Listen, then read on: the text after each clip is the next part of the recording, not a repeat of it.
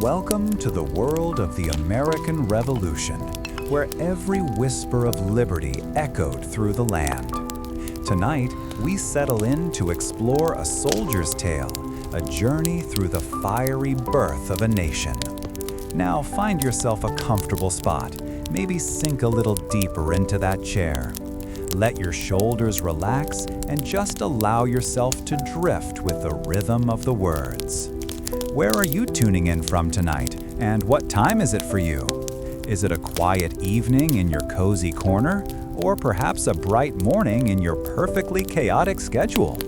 Wherever you are, I'm glad you're here with me. If you're enjoying these journeys through history, consider subscribing so you don't miss a single step back in time. Imagine this. It's 1775. And the air in Massachusetts, usually filled with the scent of freshly tilled earth, now carries the hum of unrest. You're a young farmer, your hands calloused from the plow, your heart full of a fierce, simple loyalty. Your farm, your family, your home. These are the things you hold dear, and the distant rumble of tyranny threatens them all. So you trade your plow for a musket, your familiar fields for the uncertain march towards a new idea, a fledgling dream of liberty. You step onto the road, simply hoping to survive what's to come, to follow that banner and believe it means something. The crisp, clean air of early spring felt like a forgotten friend as I turned the earth. Back home on the farm, the world moved at the rhythm of the seasons, a predictable cadence of planting and harvesting. This year, however, a different kind of stirring was in the air, a hum of unease that had crept out from the towns and cities. News traveled slowly to our quiet corner of Massachusetts, but the words from Lexington and Concord had arrived like a sudden frost, chilling the familiar warmth of our days. I wiped sweat from my brow, the rough feel of my worn denim overalls a comforting anchor in a sea of unsettling whispers. Our closest neighbor, a stout man who had seen service in the French and Indian War, rode up on his bay mare, his face a mask of grim news. He spoke of Minutemen rallying, of farmers standing against trained soldiers, and of blood spilled on familiar ground. This was not just talk of distant taxes anymore. This was a fight for our homes, our families, and the very soil beneath our feet. A part of me recoiled from the thought of leaving the fields, of abandoning my father and the endless chores that awaited. Yet another part, one that had grown with the whispers of liberty, felt an undeniable pull towards a duty I hadn't known I possessed. My father, a man of few words but deep conviction, watched me from the porch. He knew my skill with a hunting rifle, a testament to countless hours spent in the woods tracking deer, my only real expertise beyond the plow. He also knew the fear that coiled in my gut at the thought of facing a redcoat's bayonet. A man's land is his own, he said, his voice raspy, but what good is land if it's not free? His words, simple yet profound, settled deep within me, pushing aside the nagging worry about the unplanted corn and the livestock that needed tending. The thought of the army camp, a place I had only heard described in hushed tones, was daunting. I imagined a hardened lot, men eager for battle, but my own experience was limited to mending fences and coaxing life from the earth. The urgency of the news, however, left little room for hesitation.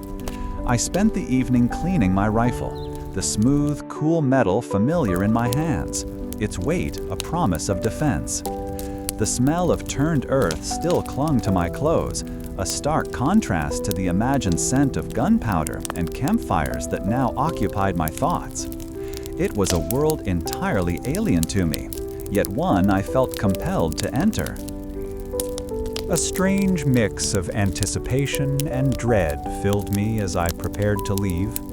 My mother packed a small bag for me, her hands trembling slightly as she folded a spare shirt. She said little, but her eyes conveyed a universe of worry, and a fierce pride that bolstered my resolve. I looked out at our farm, the green shoots pushing through the soil, a symbol of the life I was leaving behind. The distant bleating of sheep seemed to call me back, a mournful sound that echoed the internal conflict raging within me. It felt like leaving a part of myself behind. Leaving the familiar roads felt like stepping off a cliff. The air, once so fresh and clean, now seemed to carry the weight of uncertainty. I met other young men from neighboring farms, their faces mirroring my own blend of fear and determination. We were farmers, blacksmiths, carpenters, men who knew the strength of our arms from honest labor, not from drilling and marching. We talked of what we were leaving, of the simple comfort of a shared meal with family, and the quiet satisfaction of a day's work well done.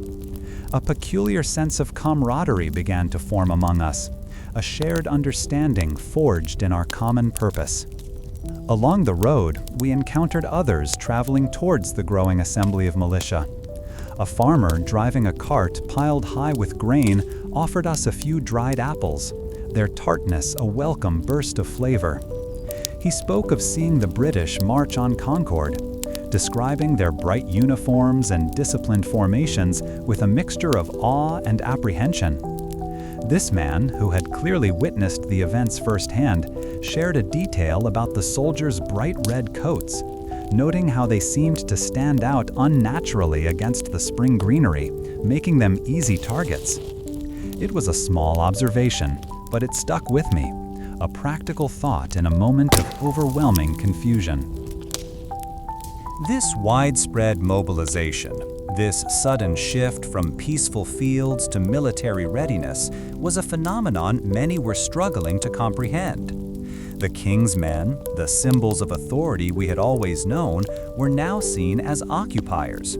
This radical change in perception was not immediate for everyone, and a lively debate continued among those who favored negotiation over confrontation. Some argued that such direct action was rash, that diplomatic channels had not been fully exhausted, presenting a perspective that, while understandable, felt increasingly detached from the reality of armed conflict. My mind kept returning to the fields at home, to the steady work of sowing and reaping. It was a life I understood, a world where the consequences of my actions were clear and tangible.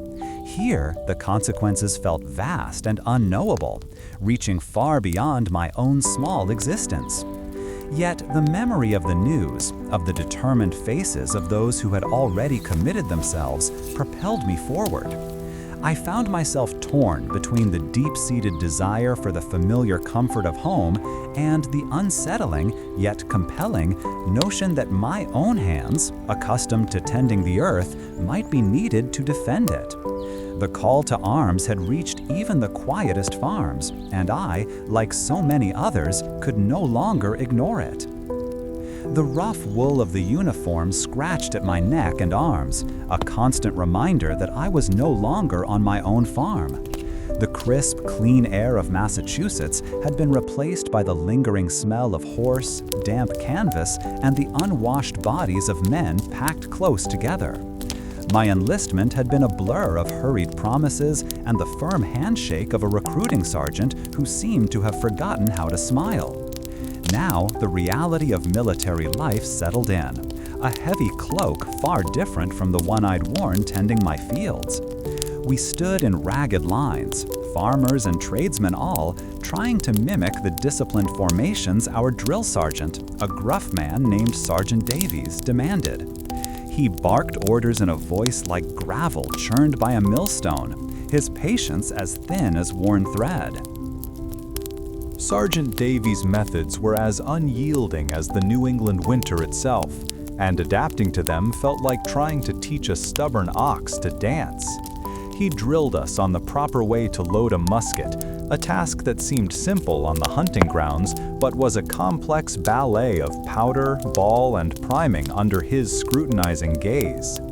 We learned to march in step, a rhythmic thud of feet on the packed earth that, surprisingly, began to feel natural after a few days. The constant, sharp commands echoed through the makeshift camp, a new soundscape that replaced the familiar bleating of sheep and the whisper of wind through our barn.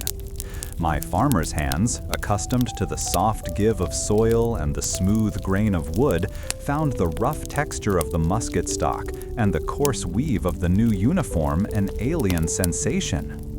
This new world of drills and discipline was a stark contrast to the freedom I had known. My days were no longer my own to plan, dictated instead by the beat of a drum or the shout of an officer.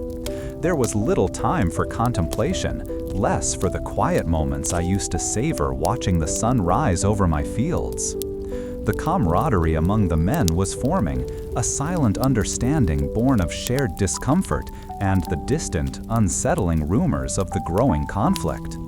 We were a long way from home, a collection of individuals suddenly bound by a common purpose, however uncertain that purpose sometimes felt.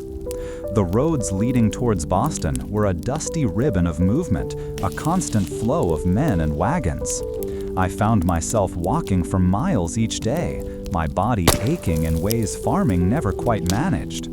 The smooth river stones and the soft earth of my farm had been replaced by the unforgiving packed dirt of the road, each step a familiar strain that now felt amplified by the weight of my musket and pack.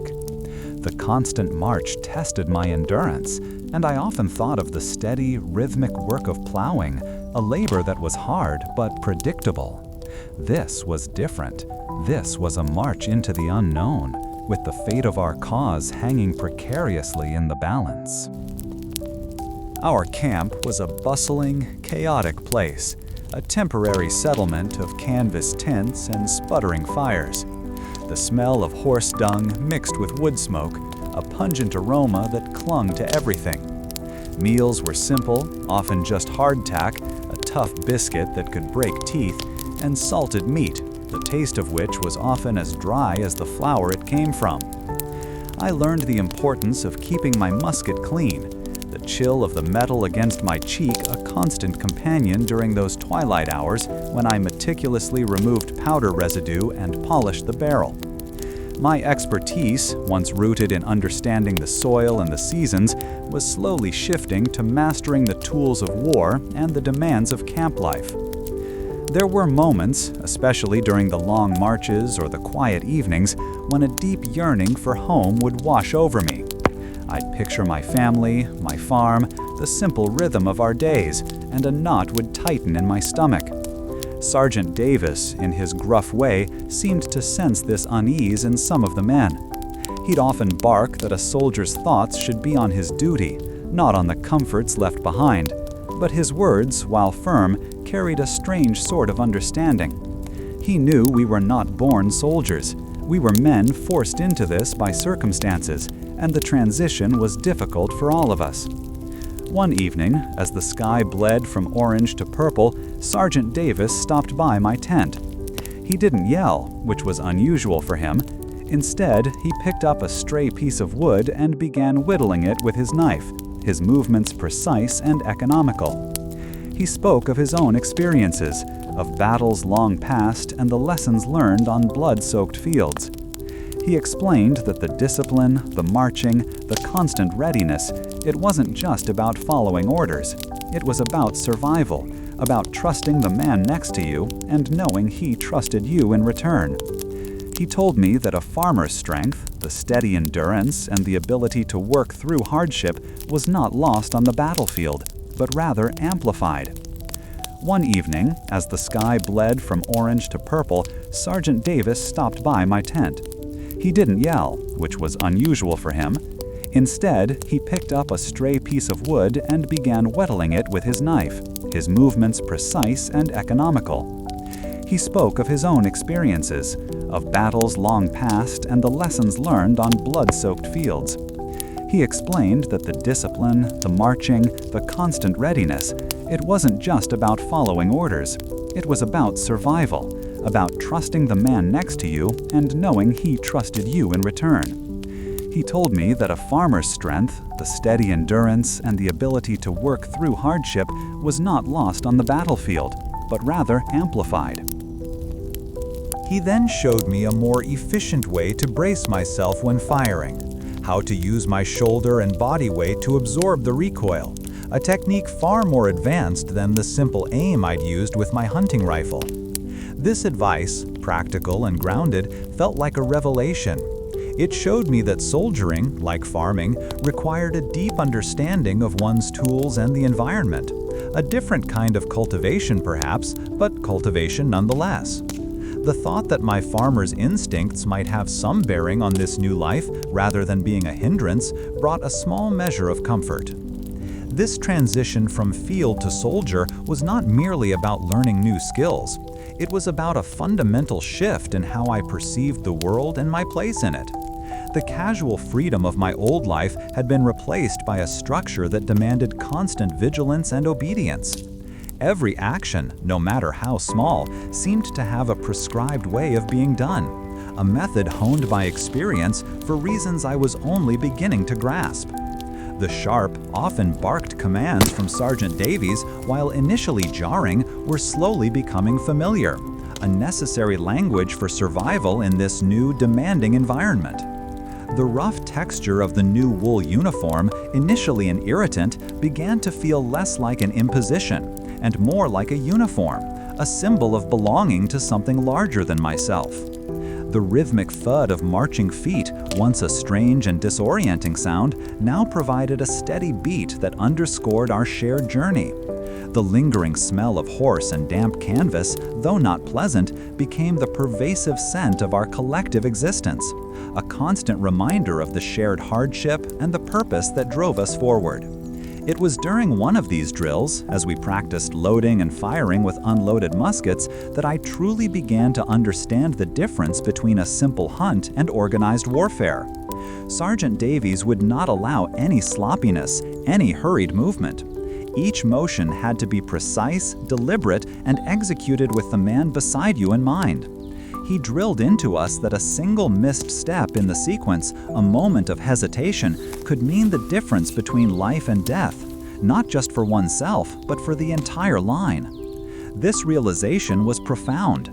My previous experience with a musket was individualistic, based on my own skill and luck. This was about the collective, about a well-oiled machine where each part had to function perfectly. The loss of personal freedom was undeniable, a constant undercurrent to the lessons learned. My time was no longer my own. My choices were limited by the needs of the Army.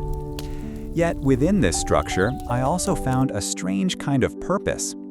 The discipline, the shared hardship, the absolute necessity of relying on others and being relied upon, it was forging a bond between us that I had not anticipated. We were still farmers, still tradesmen, but now we were also soldiers, linked by the shared experience of leaving our homes to stand for something we believed in. The gruffness of Sergeant Davies, the unfamiliar surroundings, the constant ache in my muscles, it was all part of this demanding, transformative process. This encounter with the rigors of military life lingered in my thoughts. The sounds from across the water reached us even at this distance, a constant low hum of activity. From our position on the hills surrounding Boston, the city itself seemed almost peaceful, its familiar rooftops spread out like a worn quilt under the pale spring sky. Yet the unnatural stillness that held the harbor, punctuated by the infrequent bellow of a cannon or the sharp crack of musket fire, spoke of the occupation. Our army, if one could call the scattered collection of militia and eager volunteers that, stretched out along the perimeter, a force of determined men awaiting a sign. The sheer number of tents, a vast canvas city that had sprung up over the past weeks, was overwhelming. It made the sacrifices of leaving my farm, the fields I knew so well, feel a little less solitary. Even in the midst of the waiting, a strange sort of order began to assert itself. The daily routine settled in, a cycle of drills, sentry duty, and the constant dull ache of uncertainty. We practiced marching in formation, the ragged lines of farmers and tradesmen striving for a uniformity that felt alien to our individual ways. I learned to keep my musket clean, the cold steel a familiar weight in my hands, and the importance of checking the flint and priming pan became second nature. A seasoned sergeant, a man whose face seemed permanently etched with a frown, drilled us relentlessly. His voice, often sharp and loud enough to carry across the camp, was surprisingly patient when explaining the finer points of loading and firing or how to hold a bayonet steady. He once told us, with a gruff sort of pride, that a clean musket was a soldier's best friend, and a steady hand was just as important as a brave heart. This constant waiting, though, gnawed at me. The days could stretch out, marked only by the changing light on the water and the distant, muffled sounds that told us the enemy was still there. I found myself watching the men around me, men who had left livelihoods and families just as I had. Some spoke of home with a longing that mirrored my own, while others seemed to have already shed their civilian skins, their eyes fixed on the distant city with a grim resolve. It was during these quiet hours, with the smell of wood smoke from countless campfires filling my nose, that the true weight of our undertaking began to settle.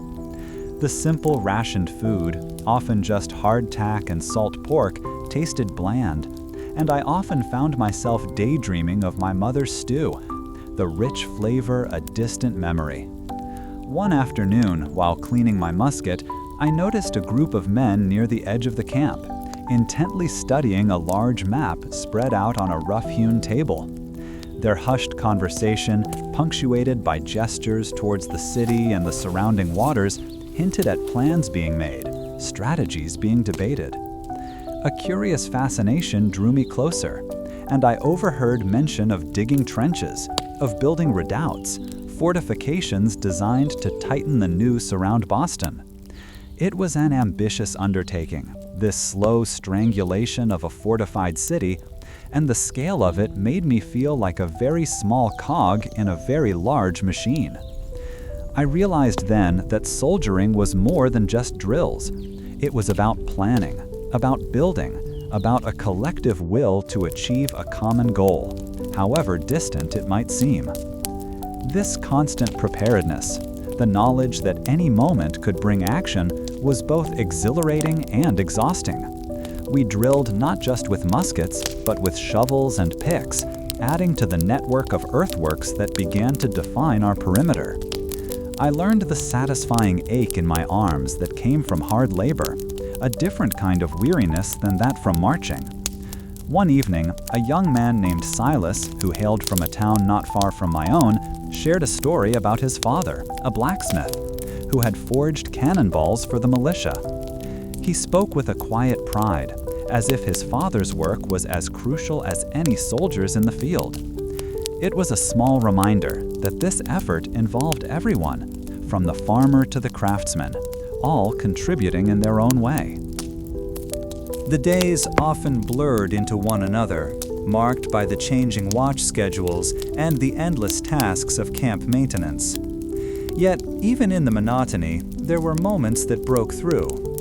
I recall one morning, just as the sun began to warm the dew-laden grass, a flock of geese flew overhead, their calls echoing across the quiet expanse. For a brief instant, I was no longer a soldier on the outskirts of Boston, but a boy again, watching the same birds migrate over my family's fields. It was a fleeting connection to the life I had left behind, a reminder of what we were fighting for, and it gave me a quiet strength to face whatever lay ahead.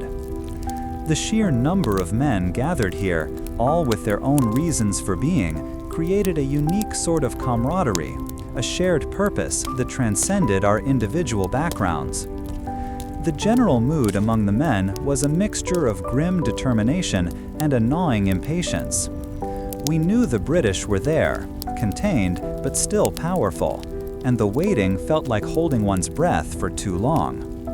Some men spoke of the need for a decisive blow, a chance to prove our mettle, while others, more seasoned perhaps, cautioned patience, emphasizing that war was often won through endurance as much as through direct confrontation. I found myself caught between these two currents of thought. Part of me craved action, a clear objective to overcome. Yet a deeper understanding was growing within me that this struggle was a long one, requiring a steady hand and a deep well of resilience. The shared hardship, the simple meals, the cold nights under canvas were all forging something within us, a collective spirit that was slowly taking shape. We learned to read the subtle signs of the enemy's presence. A sudden lull in activity, a shift in the smoke rising from the city could mean many things, from a change in guard to preparations for a sortie. Our scouts, brave souls who ventured close to the British lines, brought back reports that were dissected and debated around the campfires. The information was often fragmented, pieced together like a puzzle, and it fueled both hope and anxiety. I learned to listen, to observe, to try and understand the larger picture, even if my own role was confined to the immediate tasks at hand. The camaraderie among us grew, born from shared anxieties and small triumphs, like successfully pitching a tent in a driving rain or finding an extra ration of hardtack. The constant vigilance meant that sleep was often interrupted, and the nights were never truly quiet. The distant sounds of the city, a low rumble punctuated by sharp cries, were a constant reminder of the enemy's proximity. During the day, the vastness of the assembled army, stretching for miles along the coast, was a source of both comfort and awe. We were a burgeoning force, still unpolished, but growing with each passing day. The men around me, though often weary and hungry, possessed a quiet determination that I found myself drawing upon. Their shared commitment, their willingness to endure the discomfort and uncertainty, reinforced my own resolve. It was during these weeks that my understanding of how to care for my weapon deepened considerably. I learned that the powder could become damp, rendering it useless, and that the barrel needed to be kept scrupulously clean to prevent fouling. My sergeant showed me how to use a bit of grease to keep the metal from rusting and how to properly seat the ball and charge for a consistent shot. These practical skills, honed through repetition, gave me a sense of control in a situation that often felt beyond my command. I had always been good with my hunting rifle back home, but this was different. This was about precision under pressure, about the lives of men depending on the functioning of a machine. I had witnessed a burgeoning determination among the men, a quiet resolve that was as vital to our cause as any cannon. The morning air, still cool from the night, carried the faint, sharp scent of wood smoke from countless hearths as we formed ranks on the hill. It was June 1775, and the men around me, farmers and tradesmen mostly, shifted their weight, their faces a mixture of grim resolve and nervous energy. My own hands, more accustomed to the feel of a plow handle, felt clumsy around the stock of my musket. This place, Breed's Hill, it overlooked the harbor and the redcoat city of Boston, a constant reminder of the struggle that had pulled us from our fields. We had worked through the night, digging earthworks, a desperate attempt to hold ground against the might of the British Empire. Earlier, the sounds had been distant, the rattle of wagon wheels carrying supplies, the quiet murmurs of men sharing last thoughts of home. Now, a different kind of sound began to build, a low rumble that vibrated through the very soles of my worn boots. It grew, becoming a thunderous roar as the British warships in the harbor opened fire. The ground shook with each blast, and the air began to fill with a stinging, acrid smell that burned my throat and stung my eyes. It was a sound so powerful, so overwhelming, it seemed to tear at the fabric of the world itself. We stood our ground, waiting, the tension a palpable thing among us. The first wave of redcoats marched inland, their bright uniforms a stark contrast against the green of the slopes, a shimmering, terrifying tide. Then the order came, a sharp, clear cry cutting through the din. "Present!" We raised our muskets, the weight familiar from countless hours of practice, but now it felt entirely different. My heart hammered against my ribs, a wild bird trapped within my chest, and the metallic taste of fear flooded my mouth. Then came the command, to fire, a chorus of shouts, and the shattering crack of hundreds of muskets going off at once. The smoke billowed, thick and choking, obscuring the enemy and even the men standing beside me. I saw the effect of our volleys, the neat lines of redcoats faltering, men falling like cut stalks of wheat. Yet they kept coming, relentless, their own muskets spitting fire in response. The noise was a physical force, a wall of sound that battered my senses, and the sharp smell of gunpowder, mixed with the faint, unsettling odor of burning wool from our own ranks, filled everything. I remember seeing a young man, barely older than myself, a neighbor from down the road, stumble and fall just a few yards away. His face, moments before etched with determination, was now a mask of shock. It was a brutal awakening, this first real taste of combat. The idealism that had fueled our initial efforts felt distant, replaced by the stark, immediate need to survive, to reload, to aim, and to fire again. The sheer chaos of it all was disorienting. Friend and foe were lost in the swirling haze of gunpowder. After the first assault broke, there was a brief, stunned silence, punctuated only by the groans of the wounded and the sharp cries of officers trying to restore order. My hands, slick with sweat, fumbled with the cartridges, my mind struggling to process what I had just witnessed. We had held them off, twice, but the cost was evident in the fallen figures scattered across the hillside. The redcoats were regrouping, their ranks reforming with chilling efficiency. My earlier practice, the careful aiming and firing, felt like child's play compared to this brutal, unforgiving reality. The second wave, and then a third, advanced with the same unyielding determination. Each time, we poured fire into them, but their sheer numbers and disciplined advance were a terrifying sight. The ground around us became a churned-up mess of earth and discarded equipment, stained dark by the blood of fallen men. The heat generated by the constant firing, coupled with the effort of moving and aiming, made my body ache. I saw seasoned men who had spoken with confidence weeks before, now pale and silent, their eyes wide with the immense strain of it all. My own muscles screamed from the unaccustomed labor of constant reloading and firing.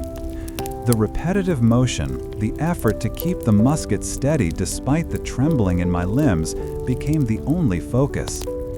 I saw men beside me fall, their efforts ending abruptly, and a cold dread seeped into me, a feeling far worse than the biting wind that occasionally whipped across the exposed slope. It was a primal fear, the instinct to flee warring with the ingrained sense of duty and the knowledge that turning back meant certain death or capture. The fighting intensified, a desperate back and forth on the slopes. The air, already thick with the smell of gunpowder, now carried the added scent of something metallic and grim. I saw men using their bayonets, the sharp steel glinting in the hazy light, in close, brutal combat. It was a scene of sheer savagery, far removed from the quiet farm fields I had left behind. My only thought was to keep my musket loaded, to aim and to fire, a desperate rhythm against the overwhelming tide of the enemy. As the day wore on, the tide began to turn against us. Our ammunition grew scarce, our ranks thinned, and the sustained bombardment from the ships started to take its toll on our hastily constructed defenses. The commands became more strained, the faces of our officers etched with worry. I knew with a sinking heart that we had pushed ourselves to our limit. The sheer grit and courage of the men was undeniable, but sheer will alone could not overcome the organized might of the British Army and Navy. The final assault was a desperate, determined push by the redcoats. We fired our last cartridges, then resorted to throwing stones and using our empty muskets as clubs. It was a losing battle, but we fought on, each man a bulwark against the advancing enemy. I saw our flank crumble, and the enemy poured through the breach. The order to retreat, when it finally came, was almost a relief, a signal to escape the horrific melee, though the retreat itself was fraught with peril, pursued by a relentless enemy. I stumbled down the hill, the sounds of pursuit close behind. My lungs burned from exertion and the lingering gunpowder smoke, and my body felt heavy, exhausted. The sight of so many of our men, fallen or captured, was a heavy burden to carry. We had inflicted significant damage, that was true, but the ground we had fought so desperately to hold was now lost. The bravery of the men that day was undeniable, a fierce, desperate courage born of conviction, but the outcome was a bitter testament to the harsh realities of war. My knowledge of farming, of reading the soil and the weather, had offered me some solace and understanding of the world. Now, as I looked back at the smoke rising from the hill, my understanding of the soldier's trade, the brutal calculus of courage and sacrifice, had deepened in ways I could never have imagined. My professional experience in farming had led me to this unexpected moment of raw, visceral combat. The wind outside the rough-hewn log hut seemed to find every tiny gap, whistling a mournful tune that chilled me to the bone. After the thunderous chaos of Bunker Hill, the quiet drone of this winter encampment felt almost worse, a constant reminder of our meager circumstances. The dampness was everywhere, a persistent, creeping chill that settled deep in my muscles, making even the simplest tasks feel like wrestling a stubborn ox. When I tried to drink from my canteen, the water had a gritty, icy coating that burned my throat, a far cry from the cool, clean water I remembered from the well back home. Just a few months ago, standing on that hill, I had felt a fierce, burning certainty about why we were here, a belief that fueled me through the smoke and the roar of battle. Now that certainty felt like a flickering candle in a gale. The meager rations, mostly hardtack, a tough, dry biscuit, and occasional salted pork, did little to fill the hollow ache in my belly, and the constant hunger made it difficult to think clearly. Many men shivered constantly, their thin uniforms offering little protection against the persistent cold that seemed to seep from the very ground beneath us. This harshness was not just in the air and the food, but in the very spirit of the camp. Morale, once high, had dipped to a low ebb. I saw men huddled together, their faces gaunt and etched with weariness, their conversations hushed and often tinged with doubt. A gnawing question began to form in my mind, a question I tried to push away. Could this grand idea of liberty truly survive such brutal hardship? The idealism that had drawn me from my farm felt fragile, like a delicate seedling struggling to take root in frozen soil. Our drilling, though less intense than before, continued each day, a disciplined march even as our bodies protested the cold. Sergeant Davies, a man whose voice could strip paint, still pushed us, his gruff commands a constant presence. He'd teach us how to keep our muskets clean and ready, explaining how the salt and damp could ruin the firing mechanism, a detail I'd never considered when hunting rabbits back home. His focus on these practical matters, the need to care for our weapons despite our own discomfort, was a small anchor in the sea of misery. A peculiar sight caught my eye one afternoon. A group of men were meticulously sharpening their bayonets, not just to a point, but with a mirror finish. I asked one of them why such care was needed, and he explained, with a grim chuckle, that a bayonet was often the last defense, and a clean edge could make all the difference, both in battle and in impressing the enemy. It was a small detail, but it spoke of a growing professionalism, a grim determination to be ready for whatever came next, even when our bellies were empty. There were moments, brief and precious, that offered a spark of humanity amidst the suffering. One evening, a small group managed to find a patch of dry wood and built a fire, sharing stories and laughter that seemed to push back the oppressive chill for a short while. We sang old tunes, familiar melodies that spoke of home in simpler times, and for a fleeting hour, the overwhelming sense of hardship receded. It was a reminder that even in the bleakest of times, the bonds between men could offer warmth and a fragile hope. However, the reality of our situation pressed in on all sides. Reports trickled in of shortages in other camps, of a lack of proper winter clothing, and of the immense difficulty in supplying such a large dispersed army. This fueled my internal struggle. Loyalty to the cause, to the promise of freedom, warred with the very real temptation to simply turn my back on it all, to find a way home where a warm hearth and a full belly were not distant dreams. Was this the price of revolution, a price too high for many to pay? My expertise in farming, once the core of my life, now felt distant, almost irrelevant. Yet the lessons of the land, the need for resilience in the face of harsh seasons, began to echo in my mind. A farmer knew that some seeds would not sprout, some crops would fail, but he also knew that the cycle continued, that perseverance was the only way forward. I held on to that thought, trying to apply it to this new, brutal landscape of war, even as the gnawing question of desertion whispered in the cold. The knowledge that so many others shared this struggle, that the hardship was widespread, offered a strange sort of comfort, a shared burden that lessened the weight of my own despair. This immense shared suffering, I began to understand, was forging something new within us, a collective resolve born not of easy victory, but of enduring the worst. The resolve to continue, to see this through, I'd gained felt both heavy and precious. The steady drumming of rain against my worn wool cloak had become the rhythm of our days, a constant reminder of the damp chill that seemed to seep into our very bones.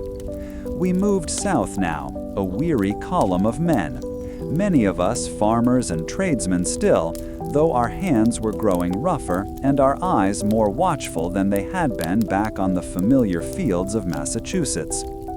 The ground underfoot was a slick, clinging mud, each step requiring an extra push, my worn boots sinking with a squelching sound that mingled with the steady patter from above. This constant movement, this ordered retreat, was a different kind of fight than the hurried volleys we'd exchanged on Breed's Hill, demanding a different sort of grit. Following this forced march, the very air seemed to carry a sense of disquiet, an unspoken acknowledgement of the setbacks we had endured. The sharp, often panicked shouts of pursuit from the King's men seemed to echo even when no British soldiers were immediately visible, keeping a tension coiled in our bellies. We learned to read the land not for crops, but for defensible positions, for cover, and for any sign of the enemy's advance. This constant state of vigilance, coupled with the gnawing emptiness in our stomachs from rations that were often dry and brittle, tested the spirit of every man. My own spirit, once alight with the fervor of revolution, felt dulled by the constant hardships.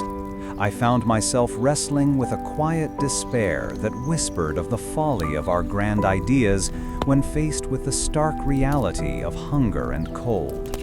The simple act of cleaning my musket, a ritual I'd once performed with pride, now felt like a grim necessity, each imperfection in the metal a reflection of the Army's own dwindling resources. Yet, even in this gloom, a core of determination remained, fueled by the memory of my family and the simple belief that the fight for our land was a fight worth enduring. This process led to a growing understanding of what it meant to be part of an army that did not always win. We were learning the difficult art of tactical withdrawal, a maneuver that required immense discipline, and a belief that falling back today meant standing our ground tomorrow. The camaraderie among the men deepened not through shared victories, but through shared suffering. We learned to take comfort in the dry, brittle texture of overcooked rations, sharing what little we had, and finding a grim humor in our misfortunes. Moreover, I began to observe the subtle shifts in troop movements, how an entire column could change direction with barely a sound, a testament to the growing professionalism of our officers. These were not the same men who had gathered so haphazardly at the start, and certainly not the same farmer I had been. This constant adaptation to new circumstances, this unlearning of old ways and the quick adoption of new ones was the true crucible of our soldiering, far more than any single battle. Building on this foundation of hardship, the importance of maintaining order became profoundly clear. A single lapse in discipline, a moment of panic, could unravel the efforts of hundreds of men. The distant shouts that often reached us through the trees were not just sounds of the enemy, but also carried the cadence of our own officers trying to maintain cohesion, trying to keep the threads of our fighting force from fraying entirely. Each orderly march, each well-executed maneuver was a victory in itself, a defiance against the overwhelming might we faced. Meanwhile, across the broad strokes of this campaign, the human cost of our struggle became more apparent than ever. I saw men whose faces were etched with a weariness that went beyond physical fatigue, a deep weariness of the soul. They spoke less of glory and more of home, of the simple comforts they had left behind. This shared longing, this quiet ache for what was lost, bound us together in a way that pronouncements of liberty never could. It was a raw, unvarnished connection, forged in the shared experience of enduring. This reliance on each other meant that small acts of kindness or efficiency became magnified in importance. A soldier who knew how to mend a torn pack, or who could find a patch of dry ground for a meager shelter, earned a silent respect. My own rudimentary skills, honed on the farm, were now being applied in ways I had never imagined. Mending straps, sharpening bayonets with found stones, and learning to conserve every precious ration. These practical skills were becoming as valuable as the ability to aim and fire. Contemplating this period, one must wonder how any army, so often outmatched and undersupplied, could endure such relentless pressure and continue to fight. What inner fire sustained these men when defeat seemed almost constant? It was a question that occupied my thoughts often as I watched the disciplined lines of men march onward, their faces set with a grim resolve. The steady drumming of rain, a constant companion, seemed to mirror the relentless pace of our movements, each drop a small testament to the persistent challenges we faced. The muddy earth, so often a hindrance, also provided a camouflage for our weary ranks, helping us to melt into the landscape and avoid the sharp eyes of the enemy. Our worn boots, though cracked and stained, carried us forward, a testament to the resilience of both the leather and the men within them. Furthermore, the dry, brittle texture of our rations, while unappetizing, was a constant reminder of the ingenuity required to sustain an army on the move. We learned to make the most of every crumb, every morsel, understanding that our strength was directly tied to what we could procure and ration. This scarcity taught us a profound lesson in resourcefulness, pushing us to find sustenance in places we might have previously overlooked, even if it meant foraging for less than ideal fare. This constant state of being on the move, of preparing for the next encounter, meant that our understanding of troop movements and order became critical. A well-organized retreat could save an army, while a disordered flight could spell its doom. I witnessed firsthand how the meticulous planning of our officers, even in the face of overwhelming odds, could maintain a semblance of control and purpose amidst the chaos. This disciplined movement was not just about survival, it was about preserving our ability to fight another day. The distant shouts and sounds of pursuit, often carrying on the wind, served as a constant spur, a reminder of what we were running from and why. They instilled a sense of urgency, pushing us to maintain our pace and our formation. This external pressure, though often frightening, also served to reinforce our internal discipline. We understood that our survival depended not just on our own strength, but on the collective strength and adherence to orders of every man in the column. The challenge of maintaining morale after such significant setbacks was perhaps the most insidious enemy we faced. It was a slow erosion of spirit, a gradual questioning of the cause itself. My own internal struggle was to reconcile the idealistic vision of revolution with the harsh realities of war. Yet, even as doubt crept in, the bonds of fellowship, forged in the crucible of shared hardship, provided a powerful counterweight. Seeing a comrade still striving, still believing, often gave me the strength to push on. This adventure had changed how I saw the resilience of the common soldier. The icy spray of the Delaware River lashed my face, each droplet a tiny needle against my skin. We huddled together on the shores, a ragged collection of farmers and tradesmen, our breath plumbing white in the frigid December air. A deep quiet had fallen over us, a shared understanding of the immense risk we were about to take. The groaning of timbers from the ferry boats, overloaded with men and their meager possessions, was the only sound that dared break the night's stillness, besides the crunch of snow underfoot. I tasted the cold, sharp air, a bracing sensation that did little to ward off the chill that seeped through my worn coat. But it did sharpen my senses, making me acutely aware of the desperate gamble General Washington was leading us into. Our company, much like the others, was a motley crew, yet a newfound purpose seemed to bind us closer than any shared hardship ever had before. For weeks, the army had been in retreat, a disheartening string of defeats, casting a long shadow over our initial hopes of a swift victory. Now, on this Christmas night in 1776, an almost impossible plan was unfolding, a bold move that felt like our last chance to reignite the flickering flame of our cause. Observing the general, a steady presence amidst our anxious murmurs, I felt a surge of renewed faith. His very demeanor, calm and resolute, spoke volumes about the conviction behind this daring crossing. The journey across the ice-choked waters was a testament to sheer human will, each man battling not only the treacherous river, but also the gnawing fear in his own heart. As the ferry lurched forward, pitching and rolling with the currents, the groaning of the wood seemed to echo the collective anxiety of every soul on board. I gripped the rough, splintered railing, my knuckles white, and peered into the darkness, trying to make out the opposite shore. The icy spray, driven by a biting wind, soaked me to the bone, and I could feel the cold seeping deep into my limbs, making my fingers stiff and clumsy as I adjusted the grip on my musket. This entire operation felt like a dream, or perhaps a nightmare, played out under the cloak of a frozen, starless night.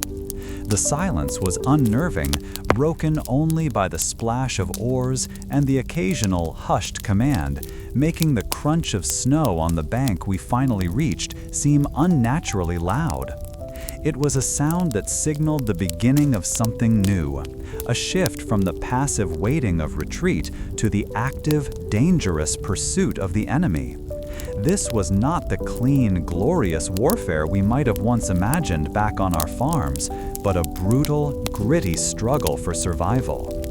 Upon landing, the cold seemed to redouble its efforts, biting at any exposed skin. We formed ranks, our movements stiff and awkward, the numbing cold making coordinated action a true challenge.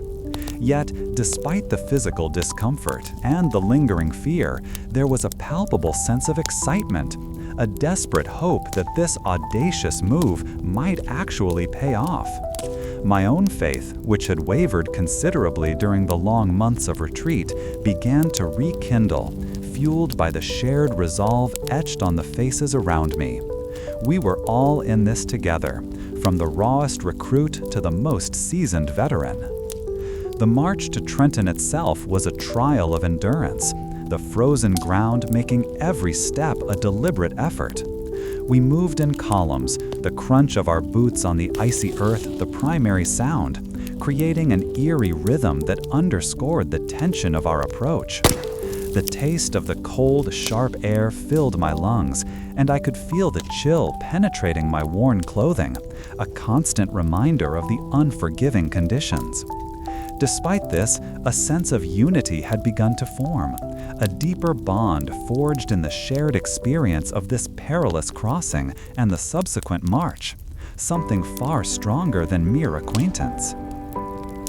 We arrived at Trenton under the cover of darkness and a driving snow, the enemy camp ahead appearing as a collection of dim lights against the oppressive blackness. The anticipation was almost unbearable. Every nerve in my body felt strung taut, waiting for the signal. I could feel the rough wool of my uniform against my skin, a familiar discomfort that now seemed secondary to the immediate task at hand. We were not just soldiers, we were instruments of a desperate plan, our individual fates intrinsically tied to the success of this single, bold stroke. The engagement itself was swift and, for many of the Hessians, utterly unexpected. Caught unaware, their resistance crumbled with surprising speed. I remember the roar of our muskets, a sharp, decisive crackle that cut through the pre-dawn stillness, followed by the sounds of confusion and surrender. The brief, intense fighting left a lingering taste of adrenaline and victory in my mouth. We had accomplished what many thought impossible, a testament to the leadership and the unwavering spirit of the common soldier, facing overwhelming odds with a shared purpose. After the victory, a wave of exhilaration swept through our ranks, a feeling of accomplishment that seemed to melt away some of the bitter cold. We had not only survived, but had struck a significant blow against the enemy, a much-needed morale boost for our flagging cause. The sight of captured supplies and prisoners was a tangible reward for our efforts. This triumph served as a potent reminder that even in the darkest hours, courage and a unified purpose could achieve the seemingly impossible, reinforcing our belief in the righteousness of our struggle. One of the more unusual sights was observing how some of the men, still shivering from the crossing, managed to find small ways to lift their spirits, like singing old folk songs in hushed tones as we regrouped. It was a small act of defiance against the grim circumstances, a reminder of the lives we were fighting to protect and rebuild. This camaraderie, born from shared hardship and a recent stunning victory, felt more vital than any warm blanket or extra ration. We had proven that our resolve was stronger than the winter's chill. The general's presence among the troops after the battle was not one of aloof command, but of shared accomplishment.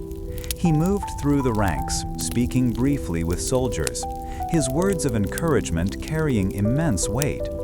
This close interaction fostered a sense of deep respect and loyalty, solidifying the belief that he truly understood and shared our burdens.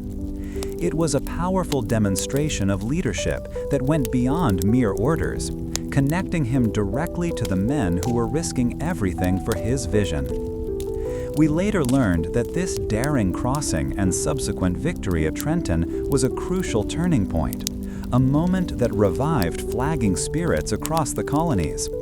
Historians later debated the precise impact, with some arguing it was the salvation of the revolution itself. For us, on the ground, it was simply the proof that our sacrifices were not in vain, that we could, indeed, face and defeat the formidable British forces. The memory of that night, the icy river, and the taste of hard-won success would stay with me. This audacious maneuver was a stark contrast to the recent string of retreats, showcasing a bold, proactive strategy that we desperately needed. It demonstrated a shift from enduring hardship to actively seeking opportunities, a crucial development in our capabilities. The success at Trenton invigorated us, providing a much-needed psychological edge against an enemy we had until then mostly feared. It was a lesson in seizing the initiative, a principle that would guide many future actions.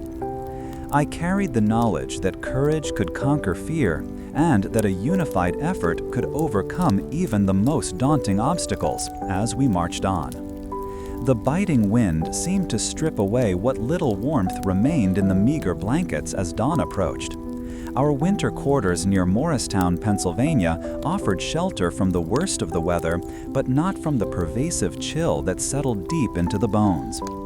Following the desperate crossing of the Delaware and the surprising victories at Trenton and Princeton, a fresh current of hope had indeed flowed through our weary ranks. But the harsh realities of a New Jersey winter were a stern reminder of the long road ahead. The Army was a different creature now, more disciplined, more resolute, a far cry from the ragged farmers who had first gathered.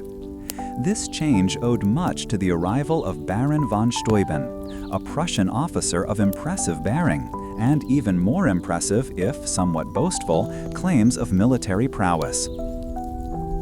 The Baron, as we all came to call him, possessed a gruffness that could flay a man's confidence, but also a keen eye for the faults and potential within us. He would stride through the training fields, his voice a booming instrument that somehow cut through the din of 100 men trying to execute the same movement. He did not merely shout orders, he demonstrated, his strong hands showing us the precise way to hold our muskets, the exact angle for the bayonet charge, the proper way to stand to attention, as if carved from granite. This rigorous instruction, demanding a level of coordination I'd never imagined possible for men accustomed to the solitary work of the farm, instilled a new kind of discipline, one rooted in understanding rather than blind obedience. Our previous efforts, while spirited, had often lacked the cohesion that real training provides. We had fought bravely, yes, but often as individuals or small, disconnected units. Von Steuben's drills focused on the collective, teaching us to move as one, to react to signals and commands with immediate, unified action. He introduced us to battlefield communication methods that relied on flags and drums, a language understood across the entire army, allowing for swift commands and responses during the chaos of battle. This expansion of my understanding of how an army truly functions beyond the simple act of aiming and firing felt like learning a new trade, one that demanded both strength and an acute mind. The availability of better supplies, a direct result of our recent successes, made this new training more effective. We received more consistent rations, and while not exactly plentiful, the bread that reached the troops now was often baked fresh, a welcome change from the hardtack that had been our usual fare. The very smell of that bread, mingling with the crisp crackle of a well-built campfire that warmed our circle, seemed to lift spirits more than any rousing speech could. Furthermore, many of us were issued new bayonets, their polished steel gleaming in the weak winter sun, each one possessing a satisfying heft that spoke of purpose and readiness. Amidst this renewed focus on organized combat, I found myself drawn to the aid station, where a grizzled surgeon, his hands stained dark with the residue of his work, was teaching basic field dressing. He was not a man of many words, preferring to show rather than explain, but his actions were precise and efficient. He demonstrated how to staunch bleeding with clean linen, how to clean and bind wounds, and the critical importance of keeping everything as sterile as possible, a concept we were only beginning to truly grasp. Learning these skills felt important, a tangible way to contribute beyond the front line, a practical knowledge that might one day save a fellow soldier. This period also saw a shift in how we perceived leadership. Seeing General Washington himself on occasion, observing his quiet presence and the deep respect he commanded, reinforced the notion that true leadership was not just about shouting the loudest, but about bearing the weight of responsibility with steadfast resolve. It was a subtle thing, this growing sense of professionalism and shared purpose, but it was palpable. The Army was no longer merely a collection of men drawn together by a cause. It was becoming a true military force, capable of more than just defense, but of calculated offense. The disciplined movements under Baron von Steuben's tutelage extended to the efficient use of our muskets. He stressed the importance of loading and firing quickly, but deliberately, ensuring each man's shot counted.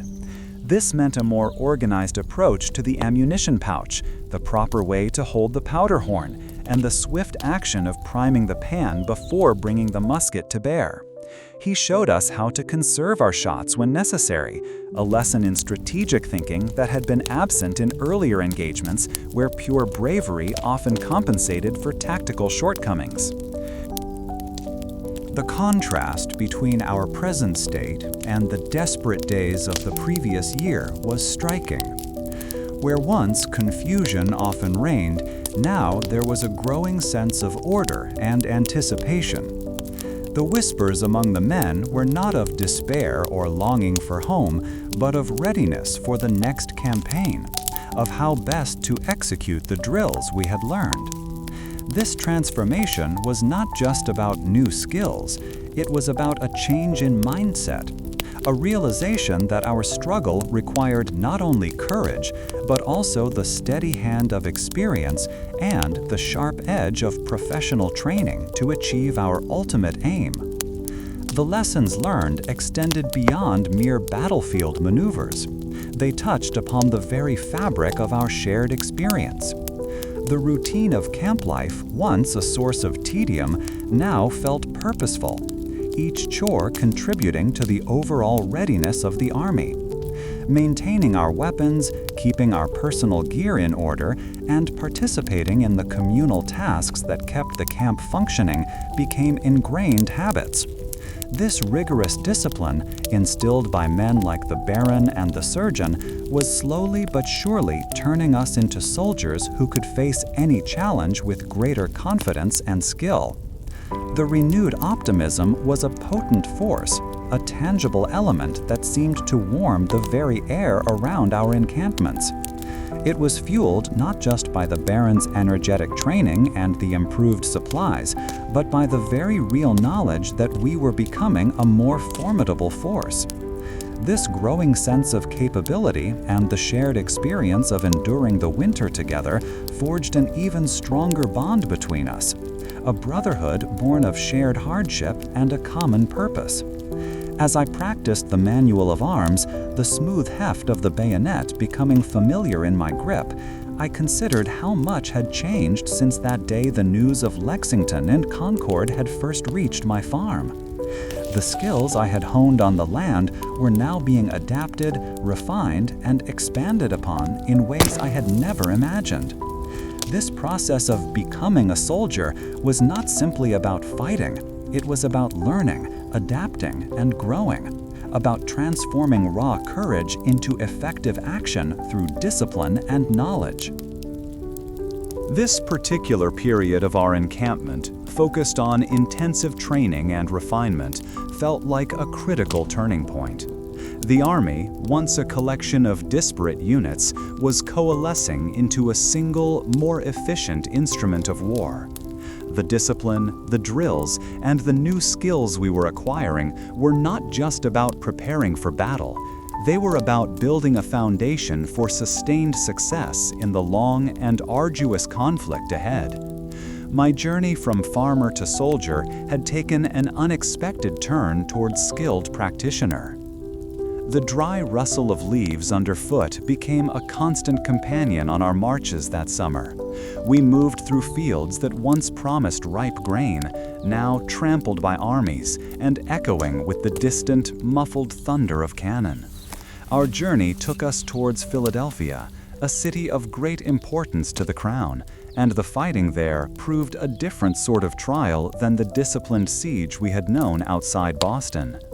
The campaigns around the city were a confusing dance of maneuver and battle, a constant push and pull that left even the most seasoned men weary. We saw moments of brilliance where our lines held against overwhelming odds, only to be followed by frustrating missteps that seemed to undo hard-won ground.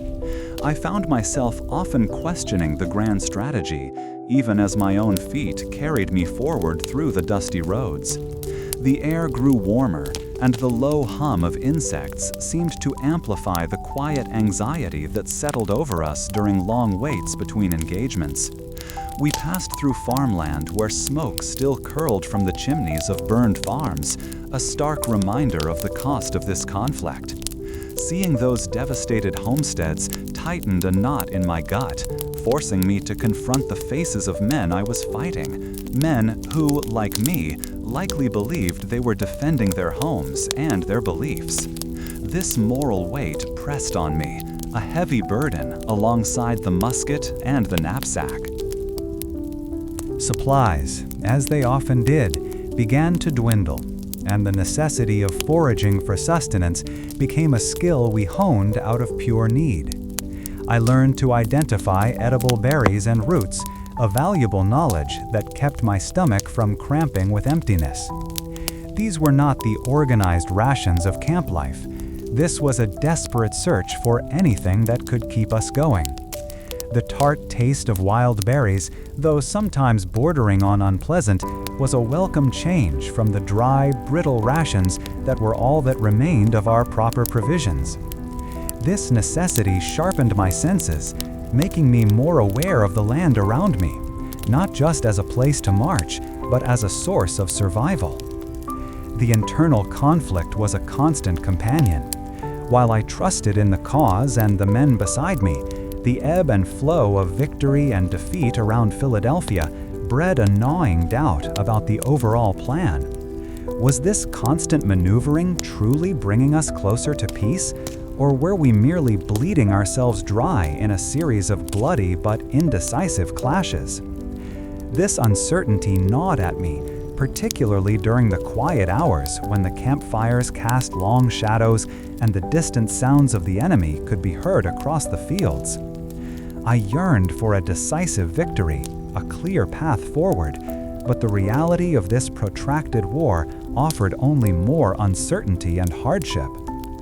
One such moment of frustration occurred during a planned maneuver near Germantown. We had marched through the night, the very ground beneath our feet seemingly whispering with anticipation, yet the attack faltered.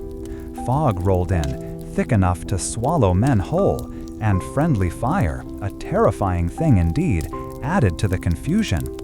I recall the jarring sound of musket shots that were not aimed at the enemy, but at our own ranks, a stark illustration of how easily operations could unravel. It was a harsh lesson in the chaos of battle, where even the best laid plans could be undone by unpredictable elements and the sheer fog of war. Yet, even amidst this disarray, instances of remarkable bravery and tactical ingenuity shone through. I remember a detachment of riflemen positioned on a ridge overlooking a British advance. They moved with a quiet efficiency, their long rifles spitting deadly accuracy, picking off enemy officers with uncanny precision. Their disciplined fire disrupted the enemy's formation, buying precious time for our main lines to adjust. It was a small victory within a larger, frustrating day, but it demonstrated the effectiveness of skilled marksmanship and coordinated action, a stark contrast to the general disorganization we sometimes experienced. It proved that our training was not in vain, and that individual skill could indeed turn the tide. This period also saw an increase in the use of partisan warfare, or fighting conducted by small, mobile groups, often behind enemy lines. These units, unlike our regular infantry, were adept at ambushes and disrupting enemy supply lines. I encountered a farmer whose son had joined one of these groups, and he spoke of the constant tension, the fear of reprisal, but also a fierce pride in his son's contribution. He described how these men would melt back into the countryside after an engagement, making them difficult to track and defeat. It was a different kind of warfare, one that relied more on knowledge of the terrain and swift, decisive strikes, rather than set-piece battles. We learned, through necessity, to adapt our own methods. If our organized attack faltered, we sought to preserve our strength, to regroup and fight another day. I saw men exhausted and hungry share their meager rations with a comrade who had none, a testament to the bonds forged in shared adversity.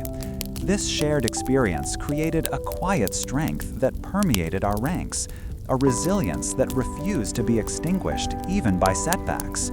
It was a deeper understanding of camaraderie, a recognition that our collective survival depended on mutual support and an unwavering commitment to each other. One quirky yet telling detail I recall from this time was the widespread superstition about birds. Many men believed that the type of bird song they heard in the morning foretold the day's fortunes. A cheerful chirping was good luck, a harsh squawk a bad omen. It seems strange now, but in the face of so much uncertainty and danger, any small comfort or hint of order was a welcome thing. It was a way for men to try and make sense of the chaos, to find some predictable pattern in the unpredictability of war. I found myself listening to the birds too, hoping for a sign of good fortune.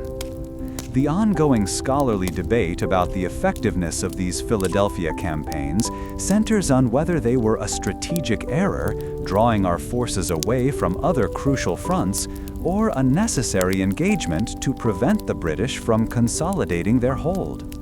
Some historians argue that Washington's constant maneuvering, while costly, kept the Continental Army from being destroyed outright and bled the British forces significantly. Others point to the losses sustained and the failure to decisively defeat the enemy as evidence of strategic miscalculation. It's a complex question, one I wrestled with in my own mind as I fought on those blood-soaked fields. As the leaves began to turn, signaling the approach of another autumn, our focus shifted. The fighting around Philadelphia had been intense, but it hadn't brought the decisive victory we so desperately sought. Instead, it had been a series of brutal engagements, a testament to the enduring spirit of our army, but also a stark reminder of the long road ahead. We had learned much, adapted our tactics, and endured immense hardship, but the war was far from over. The sight of smoke from distant burning farms, a recurring image throughout those months, served as a constant reminder of the stakes. The experience of foraging, for example, had become a routine necessity, a practical skill I had not possessed when I first left my farm. The knowledge of which plants were safe to eat and how to find them in various conditions was invaluable. This practical knowledge was not something we received formal instruction in, but it was passed from man to man, a quiet transfer of vital information. My expertise in farming, once my sole skill, was slowly being augmented by the harsh education of the battlefield, each day adding new layers to my understanding of survival. The constant movement and the uncertainty of our next engagement made it difficult to maintain the same level of preparation for our arms as we had during the siege. Cleaning muskets and bayonets became a task performed whenever a moment of respite allowed, a hurried ritual performed under the threat of renewed attack. Yet the camaraderie remained. We were a unit forged in shared experience, bound together by the common struggle, even as doubts about the larger campaign sometimes flickered in our minds. The taste of the cool, clear water from a stream after a long march was a small but profound pleasure, a brief moment of simple comfort in a world of turmoil. The realization that decisive victory remained elusive was a sobering one. We had faced the enemy, we had fought bravely, and we had endured, but the overarching goal seemed to recede with each passing engagement. This led to a deepening internal conflict. How much longer could we sustain such a fight? The hope that had carried us through earlier months was now tempered by a hard-won realism, an understanding that this was not a swift war, but a long, grinding struggle for the very soul of our nation. The implications of what we had learned about fighting and enduring were far from fully understood. The biting wind found its way through every seam of my threadbare coat, a constant, unwelcome companion. Even the rough wool, once a comforting barrier, now offered little protection against the gnawing chill that settled deep into my bones. We had marched here to Valley Forge with a grim determination, seeking shelter from the winter's embrace, but found only a harsher sort of cold. The dampness was pervasive, clinging to my skin and soaking into the very fabric of our existence, making each breath a labored effort. This oppressive humidity, far from any refreshing rain, seemed to seep from the very earth, a constant reminder of our shared misery and the scarcity that plagued us. The stench of sickness was a heavy presence, mingling with the smell of unwashed bodies and the smoky haze from our meager fires. Coughs, a rasping sound that seemed to echo from every corner of the camp, punctuated the otherwise quiet despair. I watched men, once strong and vital, now hollow-eyed and shivering, their faces etched with a pain that went beyond mere physical discomfort. Many were wasting away, their bodies too weakened to fight the unseen enemy that lurked in the unhealthy air, claiming lives with a relentless, quiet efficiency. The loss of comrades, friends I had shared meager rations and whispered hopes with, became a mournful, familiar rhythm. The simple act of keeping warm became an all-consuming task, a constant battle against the creeping frostbite. My fingers, clumsy and numb, struggled with the simplest of tasks, from retying a bootlace to cleaning my musket, its metal chillingly cold against my skin. Shared blankets, worn thin with countless uses and imbued with the dampness of perpetual fog, offered little solace. Huddled close for any warmth, we became a community forged not in shared ideals alone, but in the desperate need for human contact against the encroaching emptiness. This shared hardship, however, was beginning to forge a different kind of bond, one of silent understanding and mutual reliance that no amount of hardship could truly break. My initial understanding of soldiering had been simple, a matter of defending hearth and home with a steady hand. Now I saw it as a test of sheer endurance, a grim wrestling match against nature and one's own failing body. The grand pronouncements of liberty felt distant, almost abstract, when faced with the stark reality of frostbite and starvation.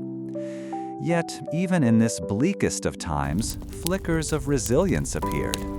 Men who had nothing left would still share a crust of bread, offer a comforting word, or simply sit in quiet solidarity, a silent testament to the spirit that refused to be extinguished. This unyielding spirit, born from the very depths of our suffering, was a revelation. During this time, the Army's organization, or lack thereof, became acutely apparent, and our supplies dwindled to frightening lows. The promises of adequate provisions felt like a cruel jest when faced with empty haversacks and the gnawing emptiness in our bellies. I had learned to forage, a skill honed from my days on the farm, but the surrounding woods offered little to sustain so many. The constant hunger was a dull ache that never truly subsided, a persistent reminder of our precarious existence. This scarcity, however, also fostered a spirit of ingenuity, as men found ways to make do with even the most meager of resources, stretching rations and finding warmth in creative, if often desperate, ways. The shared vulnerability bred a new kind of communication, one that transcended spoken words. A shared glance, a nod of understanding, a hand placed on a shivering shoulder, these became the language of our shared trial. We learned to read the subtle signs of distress, to anticipate the needs of our comrades, and to offer what little we could, even if it was only a sympathetic presence. This silent camaraderie, this unspoken pact of mutual support, was perhaps the most valuable resource we possessed, a bulwark against the overwhelming despair that threatened to consume us. It was a testament to the enduring strength of the human spirit, even in the face of such profound adversity. The stark reality of disease was a constant threat, as insidious as the cold itself. Weakened bodies succumbed to fevers and fluxes, claiming lives with a swiftness that left little time for mourning. I witnessed men succumb to illness with frightening speed, their vibrant energy fading like a dying ember. The field surgeons, though skilled, were overwhelmed by the sheer number of sick and wounded, their efforts often hampered by a lack of proper medicines and basic sanitation. This constant presence of death, this stark confrontation with our own mortality, served as a brutal teacher, forcing a profound introspection and a reassessment of what truly mattered in the face of such overwhelming odds. My understanding of the common soldier, the farmer and tradesman pulled from their homes, had deepened immeasurably. They were not merely instruments of war, but individuals of immense courage and resilience, bound together by a shared commitment to a cause that, even in these dark hours, still held meaning. I saw men endure unimaginable hardship with a quiet dignity, their resolve tested but not broken, their willingness to persevere, to continue putting one foot in front of the other despite the overwhelming odds, was a profound source of inspiration. It taught me that true strength often lay not in outward displays of power, but in the quiet, unwavering determination of the human heart. As the days bled into weeks, and the winter's grip tightened, a subtle shift began to occur within the camp. The initial shock and despair, while still present, gave way to a hardened resolve. We had faced the worst the winter could throw at us, and we were still standing. This endurance, this sheer refusal to yield, fostered a quiet pride. My own capacity for suffering, I discovered, was far greater than I had ever imagined. I learned to accept the discomfort, to find a measure of peace within the hardship, and to focus on the immediate tasks at hand rather than dwelling on the overwhelming enormity of our situation. The whispers of improvement, of new supplies and training on the horizon began to circulate through the camp like a much-needed breath of fresh air. While our immediate circumstances remained dire, these rumors provided a glimmer of hope, a reason to cling to our resolve.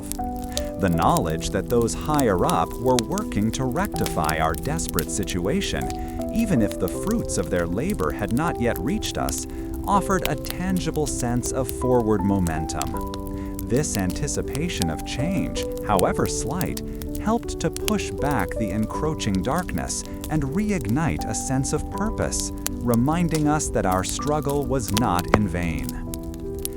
This period of intense hardship and shared suffering had stripped away much of the youthful idealism that had carried me into this conflict.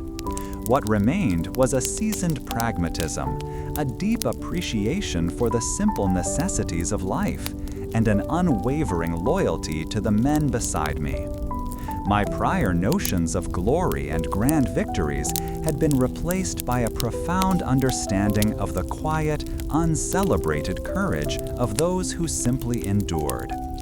This transformation, born from the crucible of Valley Forge, reshaped my perspective on war, on leadership, and on the true meaning of perseverance. Looking back, the harshness of that winter was not merely a test of physical endurance, but a profound shaping of character. The challenges we faced, the suffering we endured, and the losses we sustained all contributed to forging a deeper understanding of resilience and the enduring power of the human spirit. The camaraderie forged in those bitter months was a bond stronger than any iron, a testament to the shared experience of facing overwhelming adversity together. The lessons learned here, in the heart of this desolate encampment, would stay with me long after the snows melted and the spring thaw arrived. My understanding of the true cost of freedom had shifted in ways I hadn't expected. The humid air clung to my skin like a second shirt, a stark contrast to the crisp breezes of Massachusetts. Here, in the Carolinas, the very land seemed to breathe a different kind of life, one laced with the persistent whine of insects and the pungent scent of pine needles mingling with damp earth. We had marched for days, the familiar rhythm of my boots on the ground now accompanied by the knowledge that this campaign was unlike any we had faced before. The tactics of the British, and indeed some of our own, felt out of place in this dense green world, and I found myself constantly adapting, learning to move with the land rather than against it. Our columns snaked through forests where sunlight dappled the ground in shifting patterns. I wiped sweat from my brow with the back of my hand, the coarse fabric of my uniform rough against my skin. Every leaf, every shadow seemed to hold a potential threat, a far cry from the open fields of home where a man could see an enemy approach from a mile away. We had learned much since those early days, and I felt my own skills sharpen in this new environment. Conserving ammunition, for instance, became a paramount concern, each shot needing careful consideration lest we waste precious powder in the dense undergrowth where targets often appeared and vanished in moments.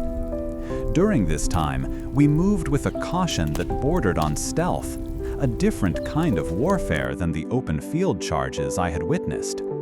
The whispers of partisan fighters, men who knew this land intimately and struck like phantoms, reached our camp. They used the very terrain as their ally, disappearing into the woods after a swift attack, leaving the regulars to chase shadows.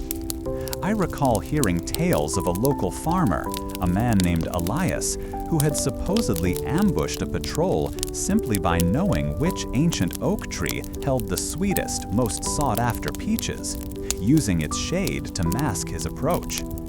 It made a farmer like me chuckle a little to think that a fruit could be such a tactical advantage, but it also spoke to the depth of local knowledge we lacked. This need for deeper understanding meant we spent hours practicing new ways of moving, of fighting. We learned to flank through thickets, to use the natural cover of the land not just for defense, but for offense. The drills were arduous, and the constant humidity made each movement feel heavier, requiring more effort. I remember watching our new officers, men who had studied the local patterns of conflict, instruct us on how to set ambushes that mimicked the very methods of the partisans, turning their own strategies against them. It was a difficult lesson in adaptation, one that pushed us beyond the rigid formations we had drilled so rigorously. One afternoon, while scouting a less traveled path, we stumbled upon a small farmstead. The house stood, but it was clear it had seen recent troubles. The fields, usually vibrant, were scarred, and a general air of abandonment hung about the place, though it was not the unhealthy air of sickness, but the stillness of profound loss. A lone figure emerged from the shadows of a dilapidated barn, an older woman with eyes that held a weariness I knew well. She spoke little, her voice raspy, but the story of her farm, ravaged by both armies and the partisan skirmishes that often followed, was written on her face. She showed us a small patch where a few struggling tomato plants still bore fruit, a testament to her enduring spirit, their tartness a surprising, welcome burst on my tongue.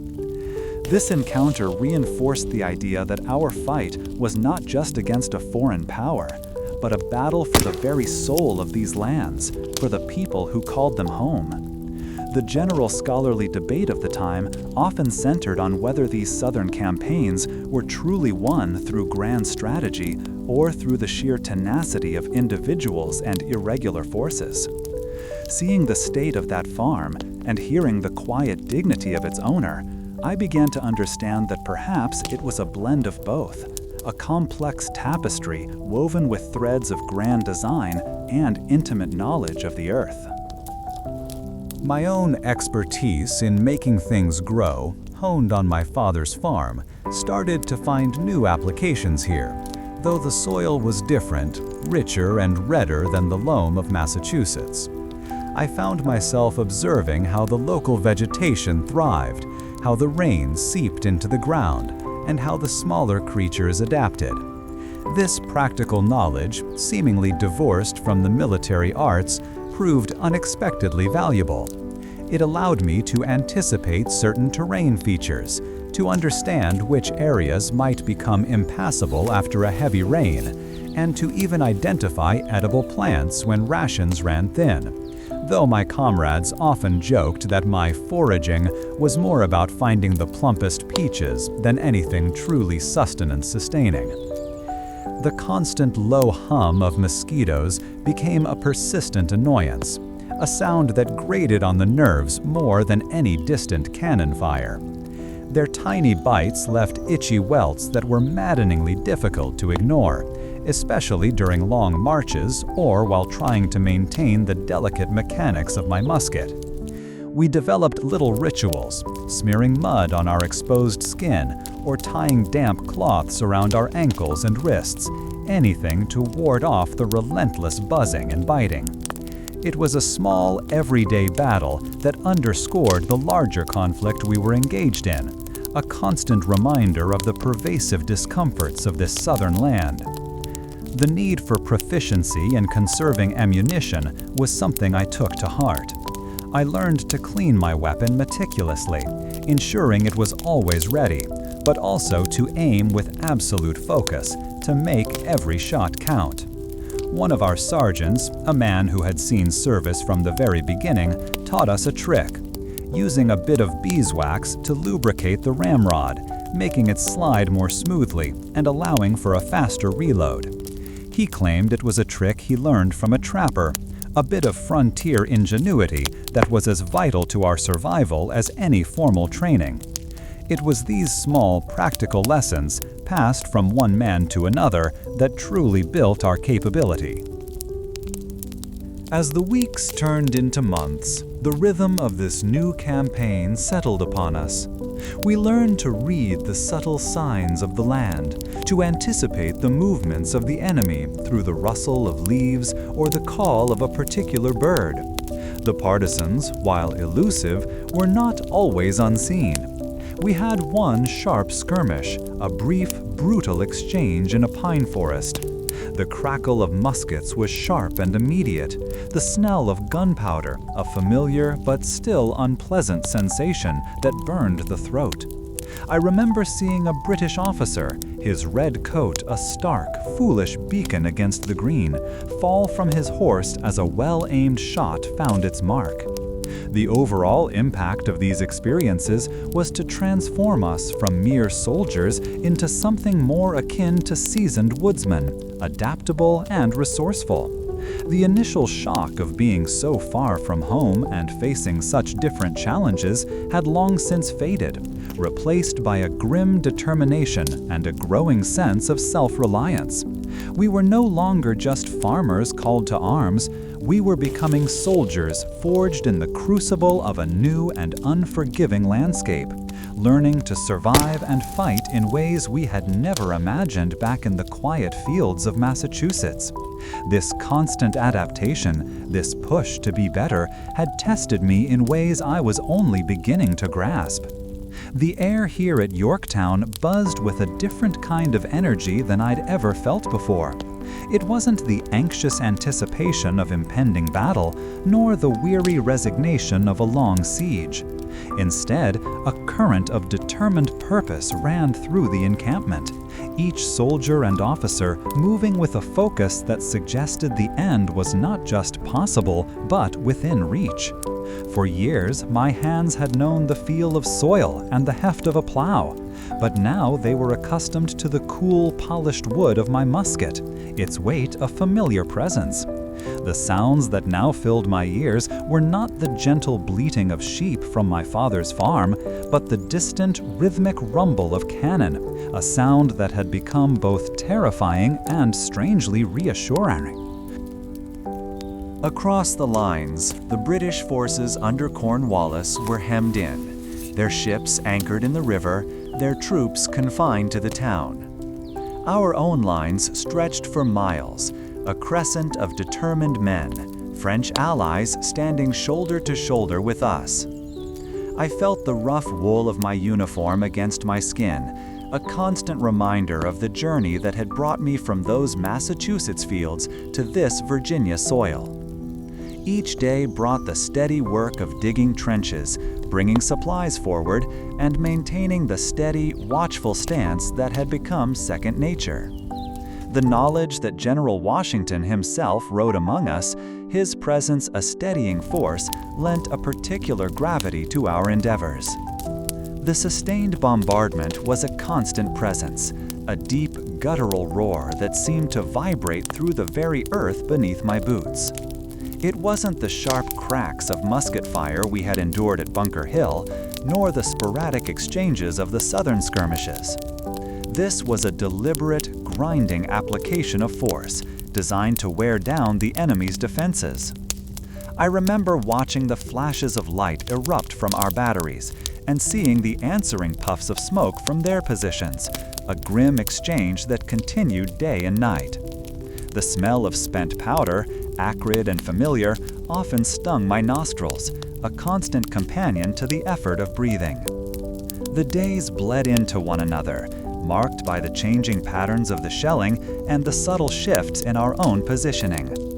We worked in shifts, digging closer and closer to the British fortifications, the earth growing softer and damper as we approached the river. I recall the feel of the shovel biting into the soil, each scoop a small victory, each completed trench a step forward. The camaraderie among the men was a tangible thing. We shared meager rations, patched each other's worn garments, and offered quiet words of encouragement. This shared purpose, this understanding of our collective effort, had become more important than personal comfort. A significant part of this final push involved coordinated attacks on specific enemy redoubts, fortified positions that guarded the British outer defenses. Our company was tasked with assaulting one such position, a daunting task that required precise timing and unwavering courage. I remember the orders being given, whispered commands passed down the line, the tension palpable. We were to advance under the cover of darkness, relying on the sound of our bayonets being fixed to our muskets as the signal for the charge. This was a skill I had refined through countless hours of practice, a simple but vital act of preparation that meant the difference between success and failure. As we moved forward, the ground beneath our feet was uneven, the darkness broken only by the faint glint of moonlight on wet surfaces. The sounds of the ongoing artillery duel were somewhat muffled as we approached the redoubt, but the occasional whistle of a musket ball overhead served as a stark reminder of the danger. My heart hammered against my ribs, a frantic rhythm that I tried to quell with deep, steady breaths. I gripped my musket tightly, my knuckles white, focusing on the rough texture of the wood and the cool metal of the barrel. The thought of my family, of the home I had left behind, flashed through my mind, a potent reminder of what we were fighting for. When the order came to move, it was a surge of desperate energy. We scrambled forward, climbing over earthworks and fallen timber, the shouts of our men echoing in the night. The defenders of the redoubt were caught by surprise, their muskets firing wildly into the darkness. I remember the confusion, the clash of steel as men engaged at close quarters, the guttural cries of effort and pain. I discharged my own weapon, the sudden recoil jarring my shoulder, and then the familiar, urgent task of reloading began. It was a brutal, close-quarters struggle, a true test of the discipline and training we had undergone. We managed to breach the redoubt, pushing the defenders back and securing the position. The victory, though costly, was a significant blow to the British defenses and morale. The taste of relief that washed over me was potent, mingled with the metallic tang of exertion and the ever-present scent of gunpowder. We had achieved what we set out to do, and as the first light of dawn broke over the scene, I looked out across the field. The rough earth beneath my hands was stained, a silent testament to the price of this advance. But the objective was ours. The days that followed were filled with a sense of anticipation, as our lines tightened further around the besieged British. The sustained shelling continued, an almost constant roar that punctuated the otherwise tense quiet. We could see the British troops from our positions, their movements growing more confined, their supplies evidently dwindling. The knowledge that our French allies had successfully blocked any escape by sea added to the growing certainty of our eventual success. I observed their disciplined formations and the effectiveness of their artillery, a testament to the shared European military traditions that now aided our cause. This period demanded immense patience, an understanding that every step forward was carefully planned and executed. My initial expertise as a farmer had given way to a practical understanding of military life. But here, amidst the culmination of years of struggle, I saw the larger picture. The coordinated efforts of different units, the intricate supply lines, the careful planning of each artillery barrage, it all contributed to the immense pressure being applied. I felt a deep sense of pride in being a small part of such a monumental undertaking, a feeling that dwarfed the hardships we had endured. Then came the moment. The British, their situation untenable, agreed to surrender. The air, which had been alive with the sounds of battle, slowly fell silent, replaced by a different kind of noise, the cheers of thousands of men. I stood with my comrades, watching as the British columns marched out, their flags furled, their arms stacked. The rough feel of the soil beneath my feet seemed to absorb the tension of months, of years, of this entire war. Seeing those colors come down was a moment I would carry with me forever, a profound validation of every sacrifice made. The sense of relief that washed over me was almost overwhelming, a feeling so potent it was almost like a taste on my tongue. We had done it. After so many marches, so many winters, so many battles, the end was finally here. My thoughts turned to my family, to the peaceful life I had left behind, and the hope that this victory would finally secure that peace for all of us. This encounter with the finality of a major victory, the tangible result of years of hardship and courage, lingered in my thoughts. The chill air of the demobilization camp bit at my exposed hands, a stark contrast to the familiar warmth of my own hearth. It had been years since I'd felt that particular kind of cold, a deep, bone-chilling dampness that spoke of waiting, of uncertainty, rather than the sharp bite of winter on a march.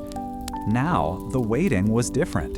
The sounds around me were not the anxious whispers of men fearing an enemy, but the murmurs of men anticipating home, though the transition felt as arduous as any campaign. The rough wool of my uniform, once a symbol of belonging, now felt like a worn-out skin I was eager to shed. As the Continental Army dissolved, men like myself were gathered in temporary camps, waiting for formal disbandment and the long journey back to our farms and towns. The air here carried a different scent than the powder smoke and pine of the battlefields. It was a mix of damp canvas, drying uniforms, and the faint, earthy smell of tired men who had lived too closely together for too long. I found myself watching the faces of my comrades, seeing in them the same mixture of relief and apprehension that churned within me. We had faced down empires, endured hardships that would have broken weaker men. But the true test, returning to lives forever altered, was just beginning. The routine of camp, which had once felt oppressive, now seemed a strange comfort. Even as we were told our service was done, there was a lingering habit of order, of shared duty. We had learned to mend our own gear, patch our own boots, and conserve every scrap of food, skills that felt as natural as plowing a field. This ingrained self-reliance was one of the many things the war had hammered into us, a silent understanding passed between men who had faced the same trials. It was a professional development of sorts, a hard-won expertise in survival that no farmer's almanac could ever teach. My own thoughts often drifted back to the farm in Massachusetts, to the quiet rhythm of the seasons that seemed a lifetime ago. I remembered the scent of turned earth in the spring, the lowing of cattle in the pasture, the comforting weight of a full grain sack. Those simple things had been my world, and the memory of them was now a bittersweet ache. I had left them to fight for a larger idea, for the right to tend my own fields without outside interference. And now, as that idea began to take root, I wondered if I could find my place within it again. One of the persistent debates among the men was how best to reintegrate into society. Some spoke of grand farms, others of starting new businesses in burgeoning towns. There was a general feeling that the sacrifices made had earned us a certain standing, a respect that would ease our return. Yet I knew, from conversations with men from different regions, that the cost of war had touched everyone, and the bounty of peace was not guaranteed to be evenly distributed. The scholars among us would later debate the economic impact of the war, but at this moment, it was just a practical concern for men with empty pockets and hungry families. We were fortunate in some ways. The knowledge of how to make do, how to work with what little we had, was deeply ingrained. I recalled a specific instance during the Southern Campaign, where, after a skirmish near Camden, our supply lines were cut. We were left with barely enough rations for 2 days. It was then that a quartermaster, a gruff but practical man, showed us how to identify and prepare certain edible roots and berries, a survival skill that was not widely taught but proved invaluable. This particular knowledge, concerning the preparation of wild yams to remove their bitterness, was something I had learned firsthand, and it had made the difference between gnawing hunger and a meager meal. The journey north was a long one, a slow procession of weary men moving towards familiar landscapes.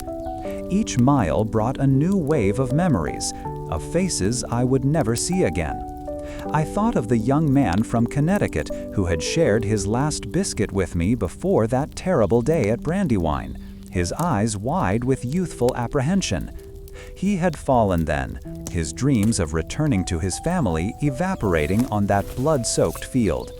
Such losses were the currency of our freedom, and the weight of them settled deeper with every town we passed.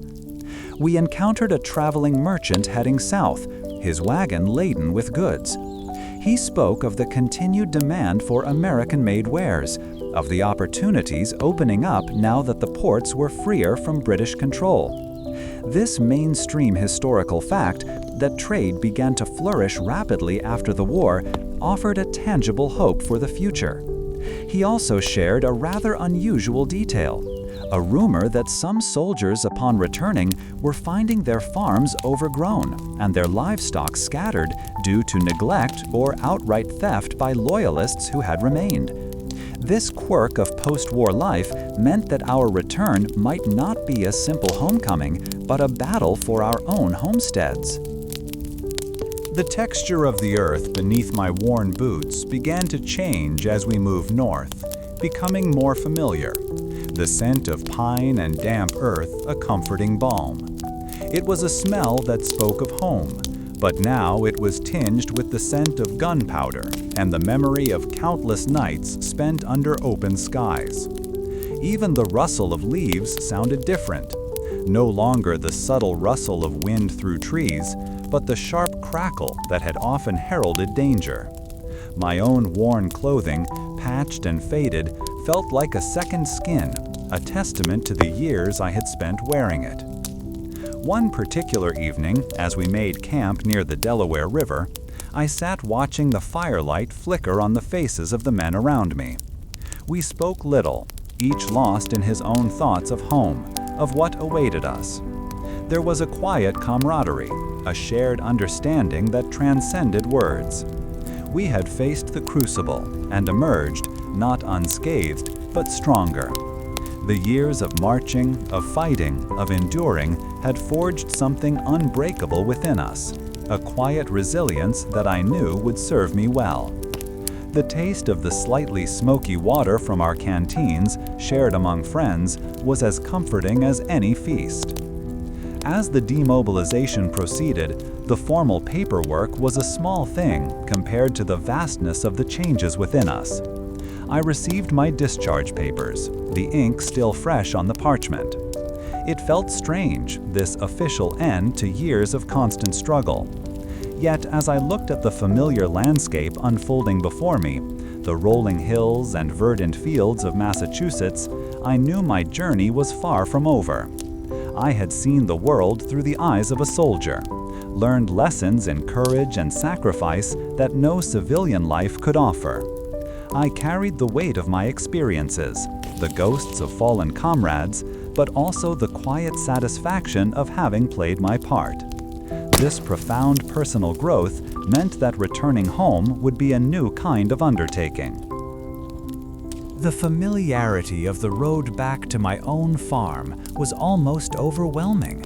The very air seemed to whisper forgotten names, to carry echoes of distant shouts. I felt a pang of something akin to nervousness, the feeling of a young man facing an unknown future. Yet it was tempered by a quiet confidence born of hard-won experience. My hands, once accustomed only to the plow and scythe, had learned the intricate workings of a musket, the careful art of mending, and the swift action of defense. This mastery of new skills, honed through necessity, was a powerful anchor as I approached the life I had left behind. I had witnessed the birth of a nation, and now I was returning to nurture the land that would sustain it. I had witnessed the dawn of a new era, and the road ahead felt as vast and full of promise as the fields I was returning to tend. The familiar shape of our farm fields came into view as the road wound between the ancient oaks. Even from a distance, the land seemed to welcome me back, a silent promise of peace after the clamor of war. Yet, as I walked the last stretch toward the farmhouse, a different kind of apprehension settled in. The comforts of home felt both earned and fragile, a stark contrast to the constant struggle for survival I had grown accustomed to. My hands, still bearing the calluses of my farming days, but now toughened by musket stocks and entrenching tools, ached for the feel of the soil, for the steady, predictable rhythm of tending crops.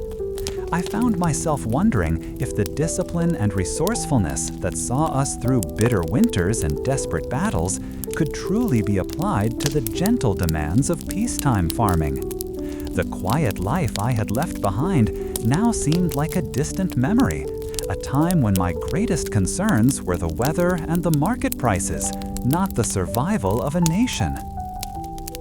Returning to the land after years away meant more than just picking up a plow. It involved understanding how the farm had fared in my absence and how to make it thrive again. The barn, I noticed, needed more than a lick of paint. Its timbers were weathered, showing signs of neglect, and a section of the roof sagged, a testament to the storms that had passed over it alone. My father, though he had managed with hired hands when he could, had carried a heavy burden, and I felt a deep need to share that load, to restore the land to its former abundance. Neighbors had offered their help during the war, sending word and supplies when possible, but now it was time to rebuild together, to rekindle the communal spirit that had seen us through our shared trials. I observed the way the fields were laid out, the patterns of growth and wear, noting how the absence of consistent tilling had allowed weeds to take root, a silent metaphor for how vigilance was needed in all aspects of life. The local village felt both the same and subtly different, marked by the quiet presence of men returning with stories etched into their faces and carried in their weary steps. Conversations in the tavern, when I eventually ventured there for a simple ale, were different now. Gone was the anxious speculation about distant battles. Instead, there was talk of planting schedules, of livestock prices, and the quiet rebuilding of lives disrupted. I heard men discuss new farming techniques they had learned from soldiers from other regions, or how they had managed to keep their farms running through sheer determination. This exchange of knowledge, a gentle flow of practical wisdom, struck me deeply. It was a different kind of warfare, a battle against entropy and hardship fought with shared experience and a quiet understanding of common purpose, a far cry from the loud, explosive conflicts I had known. My own expertise, honed through hardship and necessity, now felt like a different kind of currency in this peaceful economy. At Valley Forge, learning to make meager rations stretch, to mend worn clothing with practiced hands, and to maintain my musket in freezing conditions had been matters of survival. Here, these same skills translated into efficiency and self-reliance. I saw how the discipline of drilling had instilled a sense of order in my movements, a methodical approach that now benefited the careful planning of crop rotation and the mending of fences.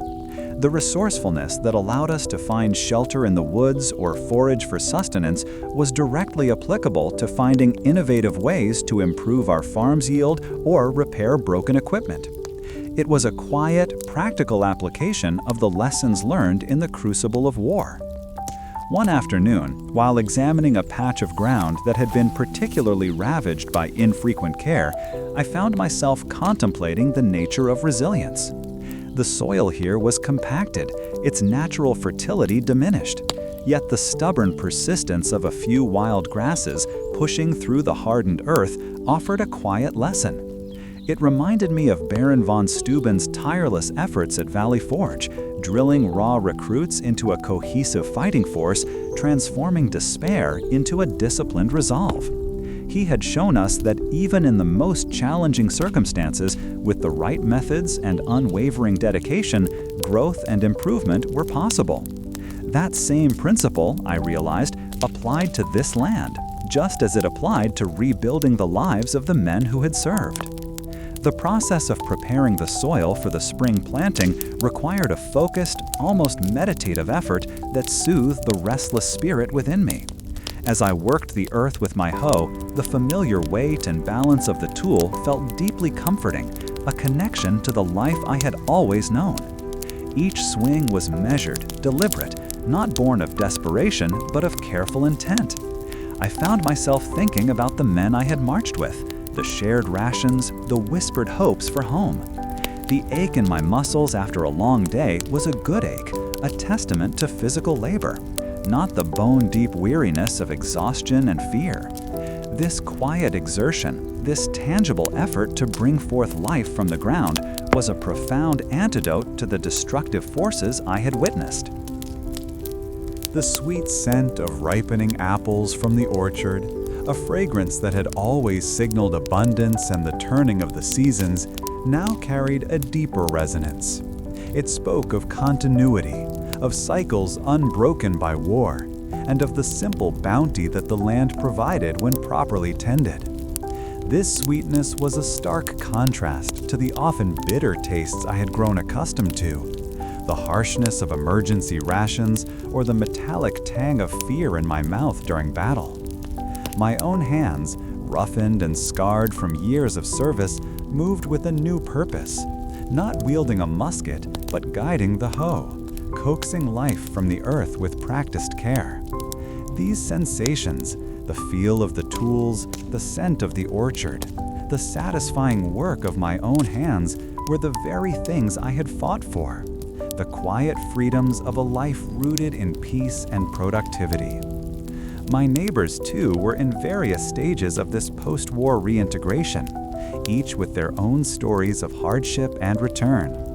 I saw one man painstakingly repairing a fence that had been damaged by stray cannonballs during a brief skirmish that had swept through the area years ago, a reminder that the war's impact lingered even in this quiet countryside. Another had adapted a wagon for a new purpose, using knowledge gained from the Army's logistics to improve its efficiency for hauling produce to market. These adaptations, these quiet acts of rebuilding and innovation were the true victories, demonstrating a spirit that refused to be broken, a collective will to forge a new future from the remnants of the past.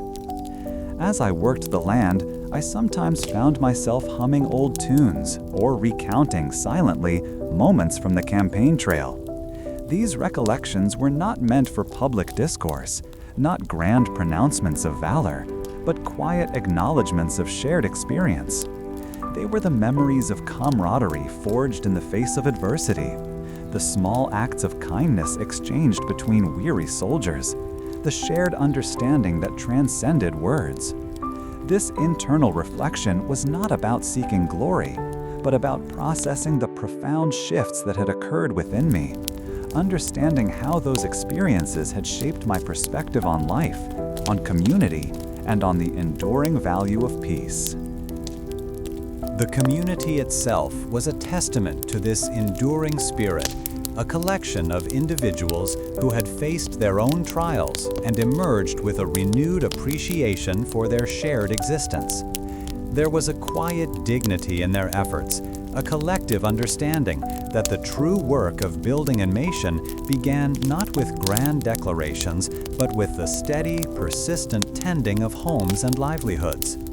The taste of the simple meal prepared with my own hands, a hearty stew with freshly harvested vegetables, was a profound reminder of this grounded reality. It was a flavor of self-reliance, of hard-won peace, and of the promise that the seeds of freedom, once sown, could indeed yield a bountiful harvest. I still possessed the sharp senses of a soldier, honed by years of vigilance, but they were now directed towards the subtle signs of the land. The rustle of leaves was not a prelude to ambush, but the whisper of a coming breeze, and the distant cry of a hawk was not a signal of danger, but a familiar sound in the vast open sky. This reorientation of my awareness, this shift from the urgent demands of conflict to the patient observation of nature's cycles, marked a profound personal transformation.